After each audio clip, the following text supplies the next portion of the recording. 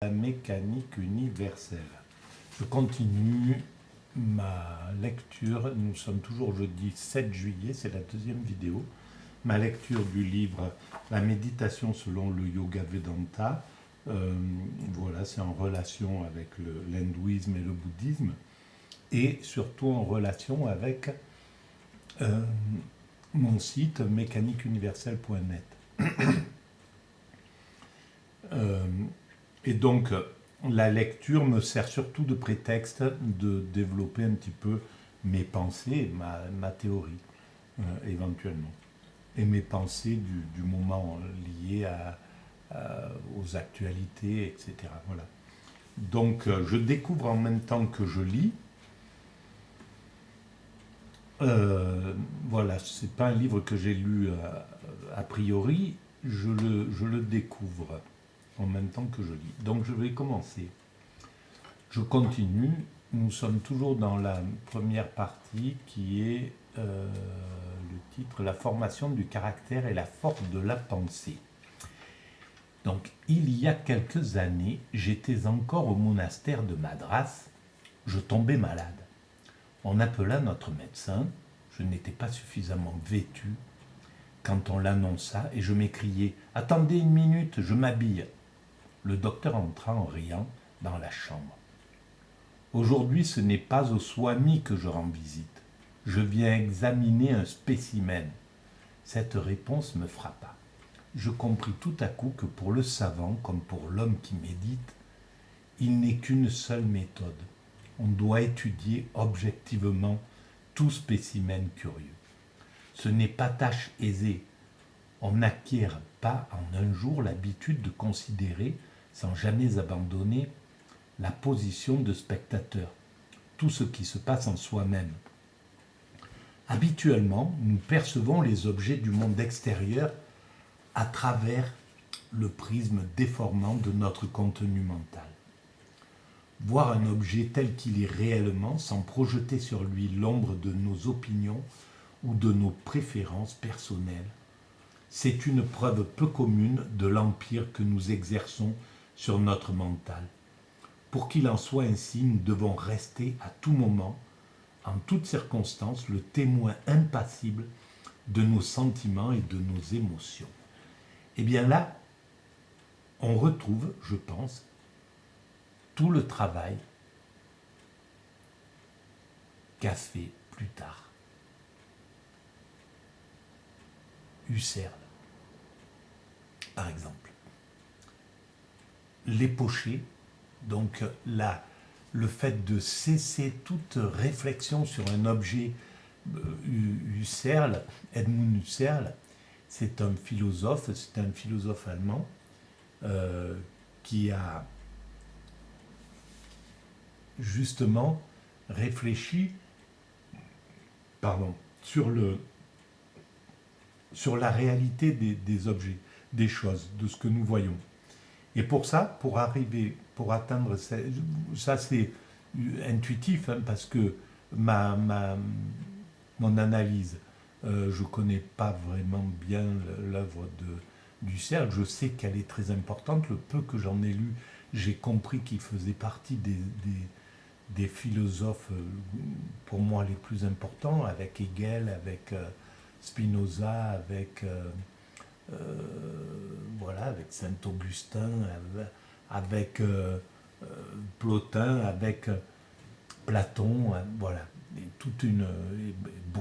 beaucoup d'autres, bien entendu. J'en cite que quelques-uns. Mais lui, il était très important. Et donc, l'époché, ou l'époché, je ne sais pas comment ça se dit, c'était la cessation de toute analyse de quelque chose. On voit quelque chose et on ne projette rien sur cet objet.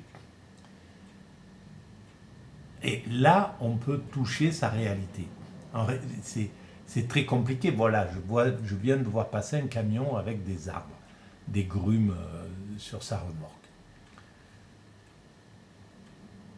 Naturellement, je vais avoir des pensées. Tiens, ils vont dans telle entreprise. Tiens, ce camion est rouge. Tiens, ce camion est, etc. tiens, ce camion va un peu vite dans le village, etc. Je vais poser des sensations, des émotions sur les objets. Je vais regarder un âne dans les bois, je vais imaginer son regard un peu triste peut-être, voilà, ou joyeux, et je vais faire un peu d'anthropomorphisme, etc. Pour bien analyser une chose, selon Husserl, d'après moi, d'après ce que j'ai cru comprendre, il faut se priver de toutes ces analyses. Regarder, que le regard soit juste ce qu'il doit être, vide d'intention. Et en fait, c'est ce que préconisait, je pense, l'hindouisme, d'une certaine façon, de rester neutre devant les événements.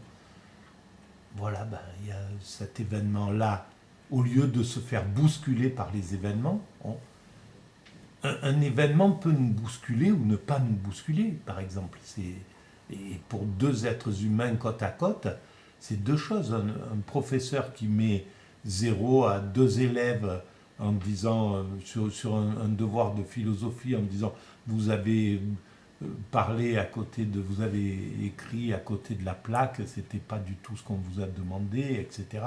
Vous avez extrapolé dans des limites qui ne sont pas dans les normes.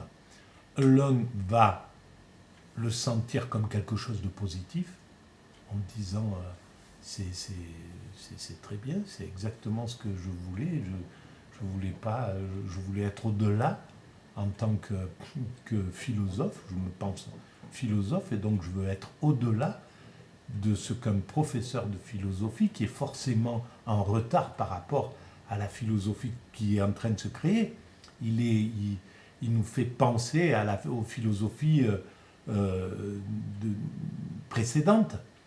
C'est comme à l'école des beaux-arts, on n'étudie pas ce qui est en train de se faire. Ce qui se fait, c'est l'underground, c'est en train de se faire. Et pour la philosophie, par exemple, c'est la même chose. Ce qui est en train de se faire n'est pas détecté par le modèle scolaire, par le modèle universitaire. C'est pas encore détecté. C'est là, voilà. Et peut-être que la mécanique universelle participe de ça. C'est pour ça qu'elle n'est pas inclue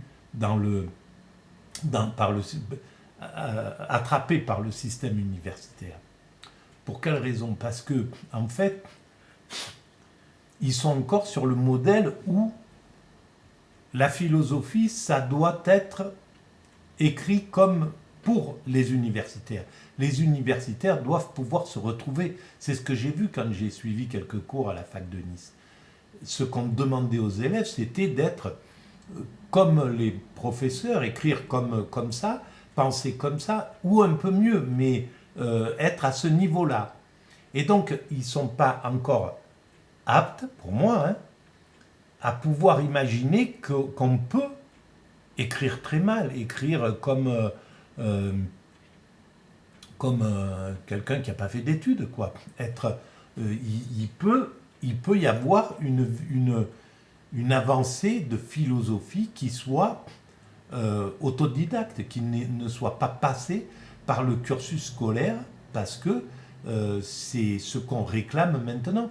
Il peut y avoir une philosophie qui prend comme modèle la littérature, c'est-à-dire des petits livres de 80 pages, 60 pages, c'est ce qui se passe, qui est plus du tout la littérature qu'on lisait dans les années 50, où voilà, la littérature contemporaine, les Houellebecq, etc., ça n'a plus rien à voir avec ce qui s'écrivait avant. Et par exemple, les écrivains actuels, les écrivains, au moins dans les décennies qui sont passées, je ne sais pas ce qui est en train de s'écrire maintenant, tournaient autour de leur vie, de leur égocentrisme, de leur... voilà, quelque chose d'extrêmement intime. C'était pas quelque chose de social, c'était pas... Voilà, donc il y a des moments comme ça. Et il est possible que la philosophie suive cette voie-là et soit une philosophie TikTok. C'est très possible qu'elle aille dans cette veine-là, que ça soit du Nietzsche, mais encore plus bref, encore plus rapide, encore plus simple, encore plus... Voilà, c'est très possible que ça soit ça qui émerge. Et je pense même qu'on ira vers ça. Or, nos réactions affectives sont si rapides, elles se manifestent avec une telle impétuosité qu'elles nous font accomplir fréquemment des actes auxquels notre volonté n'a pas pris part. Et bien là, j'ai été le témoin de ça physiquement. C'est ce que j'ai vécu ce matin. Exactement. Voilà, dans un vernissage,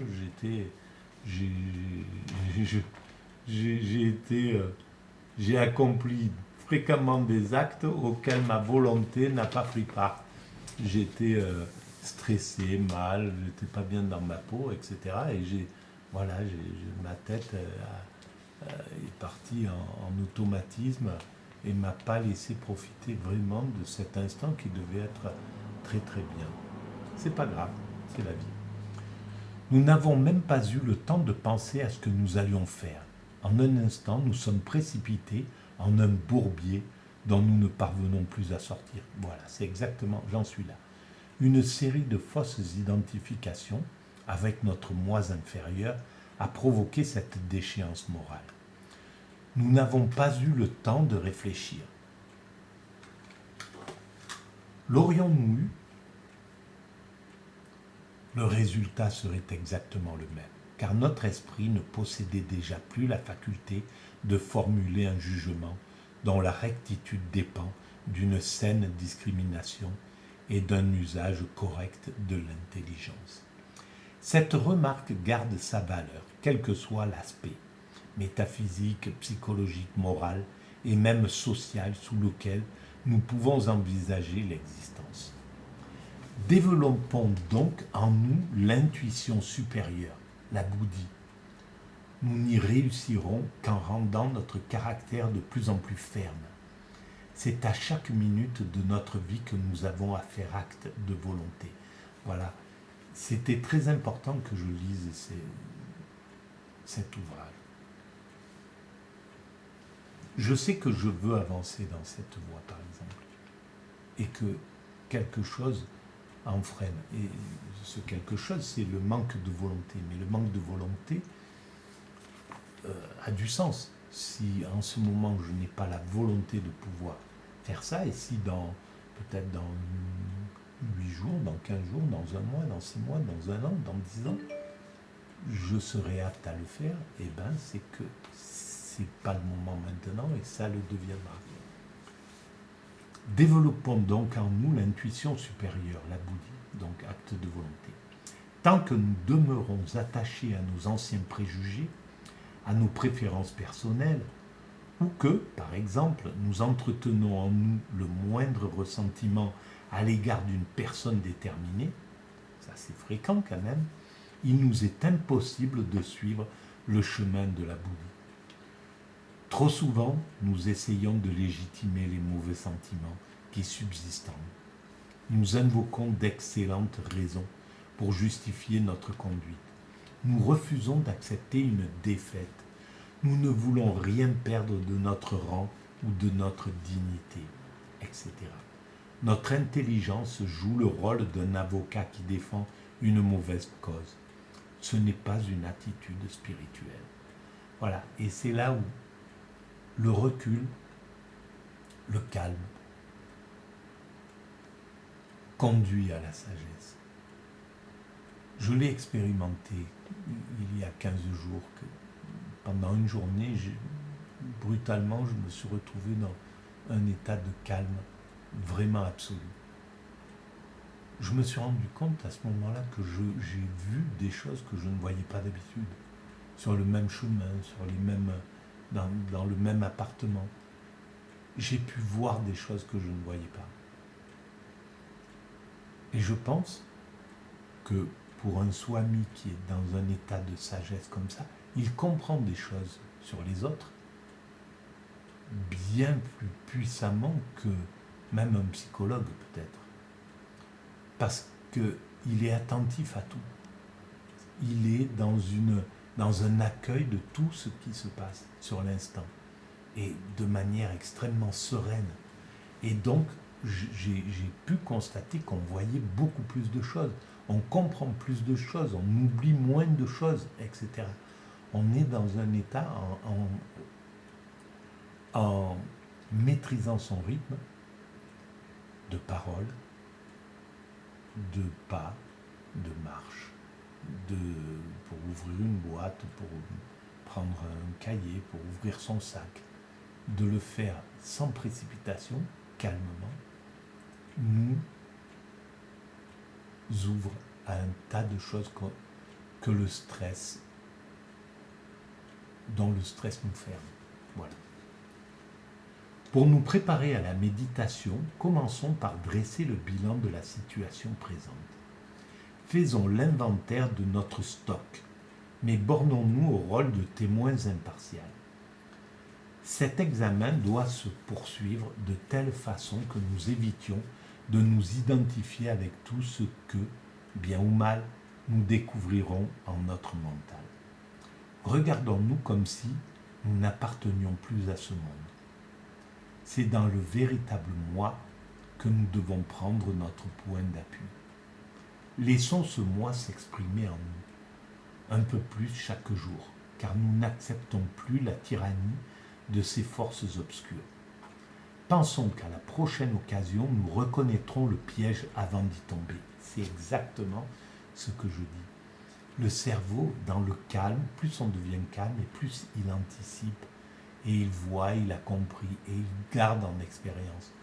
On n'est plus un animal qui va se brûler à la même flamme parce qu'il n'a pas suffisamment de neurones et il a trop d'affolement pour pouvoir comprendre que la vitre est fermée, que je ne sais pas, voilà.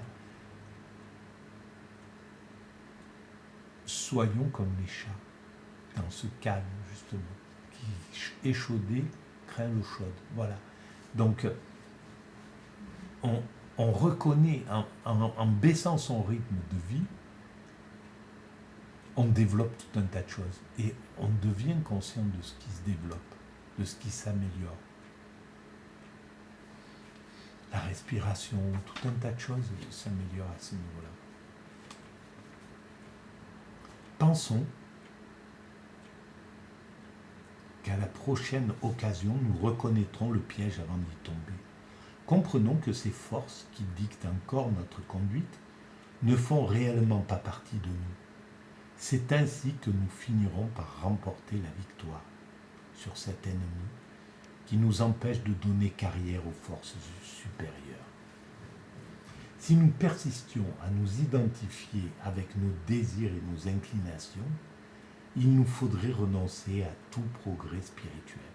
Et bien c'est pour ça que j'ai été dans un non-progrès spirituel pendant toutes ces décennies, depuis que j'ai ouvert les yeux à ce monde.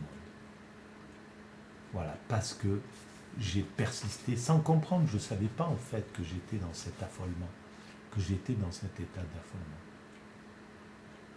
C'était pas le moment de le savoir, c'est tout, c'est comme ça. Si je l'avais su, peut-être que j'aurais plutôt privilégié une vie d'expérience, d'expérimentation, et pas d'écriture, et donc la mécanique universelle n'existerait pas. Et je pense que je devais faire la mécanique universelle. Voilà. Que c'était important de faire la mécanique universelle. Donc je ne regrette pas du tout le stress qui m'a accompagné toute mon existence et qui m'a empêché de prendre conscience de la vie, des gens qui m'entouraient, de l'amour, de tout un tas de choses auxquelles je suis passé vraiment à côté. Mais c'était ma destinée, elle était comme celle-là. Et je remercie Dieu, le divin, le principe créateur, X, peu importe comment on l'appelle, de m'avoir donné ce cheminement. Si nous persistions à nous identifier, donc, à nos désirs et inclinations, il nous faudrait renoncer à tout progrès spirituel. Pour faciliter notre tâche, voici le raisonnement que nous devons nous tenir. Toutes ces forces instinctives que je sens s'agiter en moi s'opposent à mon évolution. Si je leur laisse le champ libre, je ne me lèverai pas au-dessus de l'animalité. Et je ne peux me résigner à une condition aussi méprisable. Et c'est clair que dans cet état-là, nous sommes à la merci de tout. Parce que nous sommes... Pourquoi dans l'animalité ? La moindre chose peut nous effrayer, comme n'importe quel animal. Il est tout de suite sur une réaction. Parce qu'il n'a pas appris à maîtriser justement son stress. Et donc, c'est pas méprisable d'être dans l'animalité, ni de ne pas s'élever au-dessus de son animalité. Ça n'est pas méprisable, c'est comme ça. C'est la vie, il faut de tous pour faire un monde. Donc, ça, on ne devrait même pas dire. Il provoque un peu, c'est légitime, c'est pour faire bouger les lignes. Mais pour lui-même, ce mot méprisable n'a pas le sens qu'on peut lui donner, qu'un narcissique lui donnerait. Voilà. On voit par ce qui précède quelles ressources nous offre la méditation, si nous voulons nous hausser à un plus noble état d'existence. Imaginez, lorsque vous méditez, que vous avez à résoudre un problème intérieur. C'est un excellent exercice qui vous préparera à pratiquer plus tard la véritable méditation, où l'on accède à un niveau supérieur de conscience. Vous devriez renoncer, j'aimerais bien qu'ils disent les années qu'il faut, parce que s'il me dit il faut 30 ans pour la première étape, 20 ans pour la prochaine, je vais m'acheter un pack de bière et je décide de repartir dans mes vieilles mauvaises habitudes. Voilà. Bon, s'il pense qu'on peut avoir des cours accélérés, c'est autre chose. Bon, et puis c'est pas vraiment peut-être l'état que je voudrais atteindre. C'est vrai que c'est un état enviable, en fait, cet état-là. Mais si dur à atteindre. Vous devriez renoncer à cette ascension tant que vous n'aurez pas soumis votre individualité tout entière à une sévère discipline. Nous devons tout d'abord comprendre quels sont nos propres conflits. La chose faite, nous aurons à chercher la méthode par laquelle le moi inférieur, l'ego, sera maîtrisé par le moi supérieur, l'Atman. Voici le conseil que nous donne la Bhagavad Gita. C'est par lui-même que l'homme peut s'élever, qu'il ne se laisse pas amoindrir, car il peut être tout aussi bien son propre ami que son propre ennemi. Il est à lui-même son ami, celui qui s'est convaincu, qui s'est vaincu lui-même. Et donc on retrouve cette victoire sur soi-même chez les philosophes grecs. On retrouve cette victoire sur soi-même dans le soufisme, dans l'islam, etc. On le retrouve dans toutes les grandes spiritualités. Quant à celui qui n'est pas le maître de soi, il se comporte à l'égard de lui-même comme un ennemi. Voilà, c'est dans la Bhagavad Gita, chapitre 6, versets 5-6. Et c'est sûr qu'on se comporte comme des ennemis envers soi-même.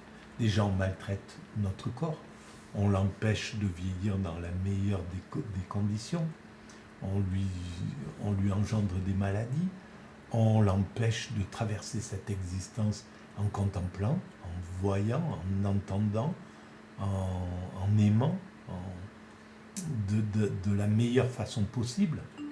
Donc on se comporte comme un ennemi. Et quand on est dans l'agitation et qu'on doit par exemple prendre des produits pour calmer cette agitation dont nous ne sommes pas responsables, bien souvent c'est les maltraitances d'enfance.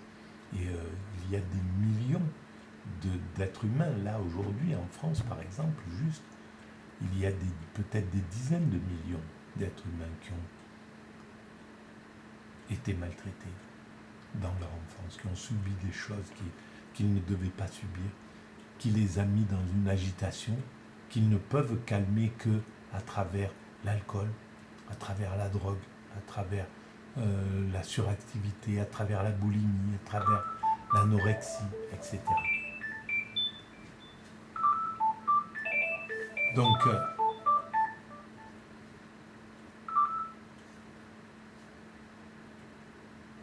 on est à ce moment-là un ennemi envers nous-mêmes. Et on ne le sait pas.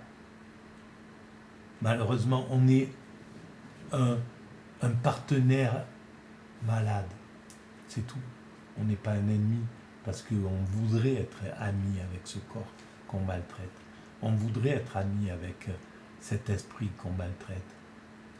On voudrait être ami avec cet univers, avec ce passage de vie et en faire une fête. Mais on ne peut pas, c'est tout. Donc c'était dans la Bhagavad Gita. Un grand poète d'Occident a exprimé la même idée. Tant qu'un homme n'a pu, par ses propres efforts, se surpasser, il reste ce qu'il était, un pauvre erre. Chacun de nous a des conflits qui lui sont particuliers. Ce sont d'ailleurs ces conflits qui donnent à notre existence toute sa signification.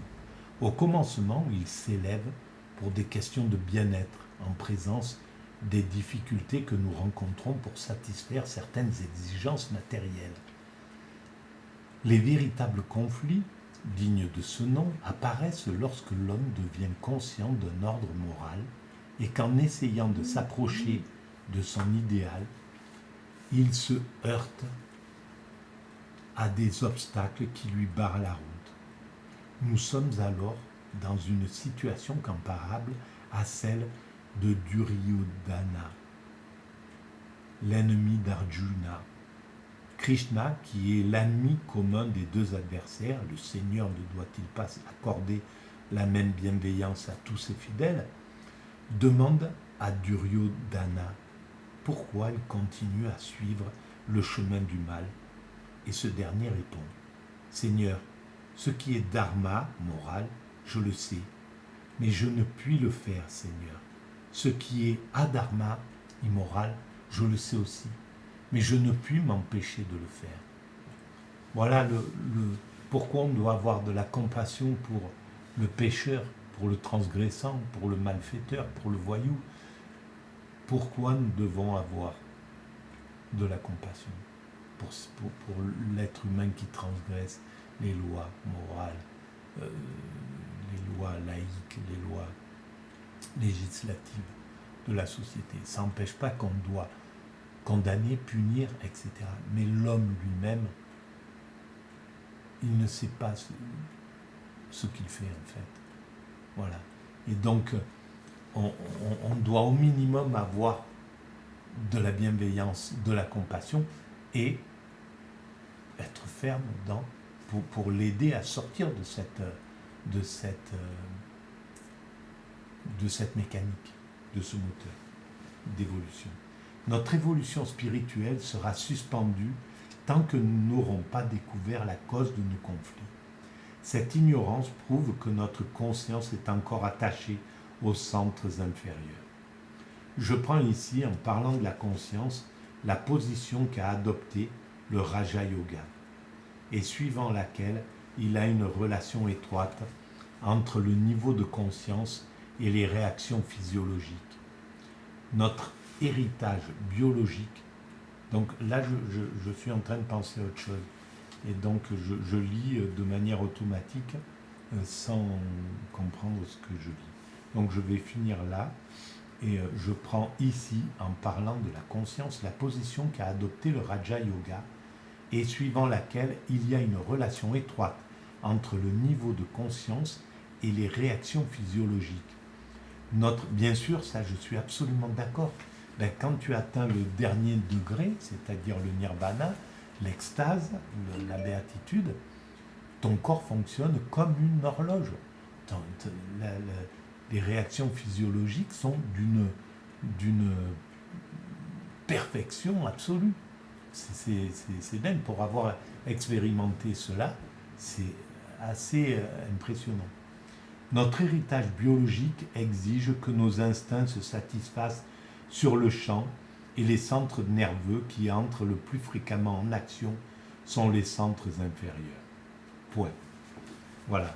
Donc je vais m'arrêter là parce que je respire à peu près comme une éponge. Je vous remercie de votre écoute.